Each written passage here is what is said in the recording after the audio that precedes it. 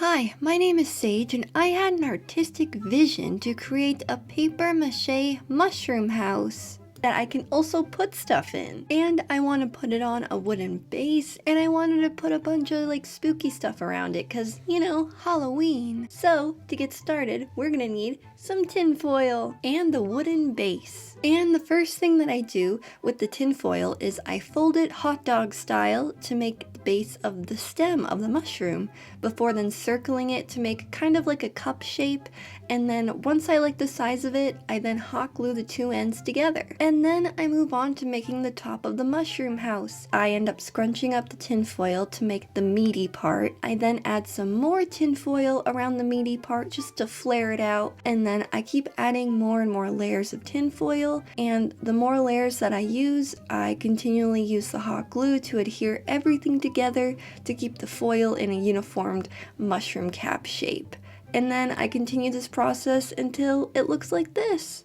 And since the mushroom top is a bit heavier than I expected, I decided to add another 2 layers of tin foil to the stem part just to keep it upheld. And here I'm using a jam jar to keep the first layer of tin foil from folding in on itself because it is a little flimsy and I am going to be adding more layers to it. And I do the exact same thing as I did for the first layer. I use the tin foil and fold it hot dog style before then hot gluing the ends together. And I do this twice and then I have 3 layers and I believe it's going to be sturdy enough. And this is what it looks like. Next, I found these round rings at the dollar store, so I decided to use them as windows. I then hot glue one of them on before then cutting a small door beside it with some scissors because I just wanted a reference point before then gluing on the next window.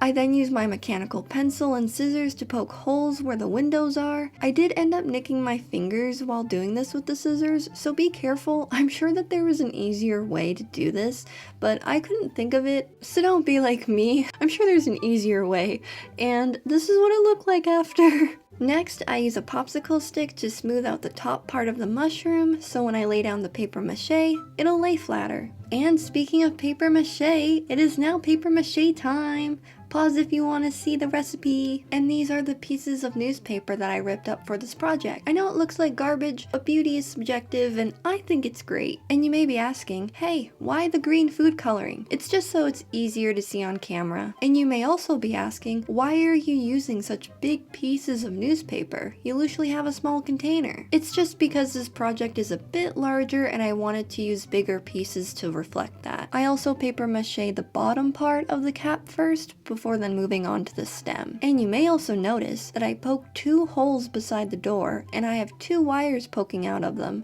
Just ignore that.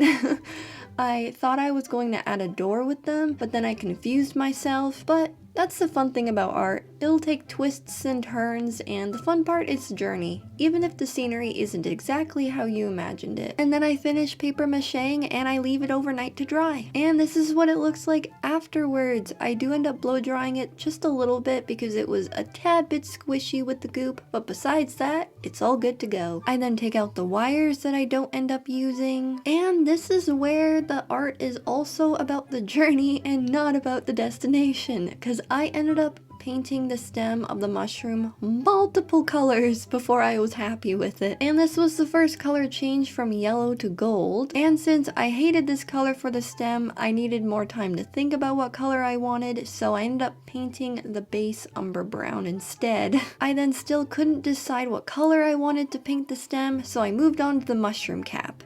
And I went with a medium sandy brown color, and I ended up doing 2 layers for the cap as well. And then my brain finally decided what color I wanted to paint the base, and I went with a light sandal brown and dark brown for the windows. So now it's time to glue the stem down to the wooden base, and I use Gorilla Glue. Not sponsored, by the way. And this is what it looks like completely glued down afterwards. I then use some gemstones I got from the dollar store to use as the walkway to the mushroom house. And how I do that is by hot gluing the tiger's eye from the doorway to the edge of the base. And now it's moss time. I use the hot glue and adhere it to the wooden base. I add moss until it looks like this. And now that that's all glued down, it's time to move on to clay. The first thing that I want to make is the door to the house, or at least its shape.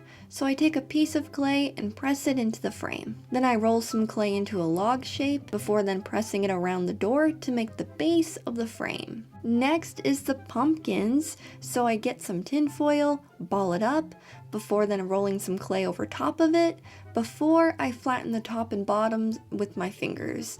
Next, I get a popsicle stick and make divots for the pumpkin, then place a clay stem up top of it. I then repeat this process, and now I have two. And then I make a tiny skull, and if you know anything about me, I love skulls. And with this little guy, I make a tinfoil base before covering it with clay. I then use my point stylus to create the eye and nose sockets before then moving on to the teeth. I keep it simple and I go with 3 to give it a cartoony feel. Next, I make a tombstone and I keep it really simple, just a rounded square shape. Then with the pointy stylus again, I carve stones into the door frame before then peeling it off so that I can bake it later. Lastly, I give the door a small rounded handle and some vertical ridges to imply a wooden texture. And this is everything before baking. And after! They only took 15 minutes in the oven because they were so tiny.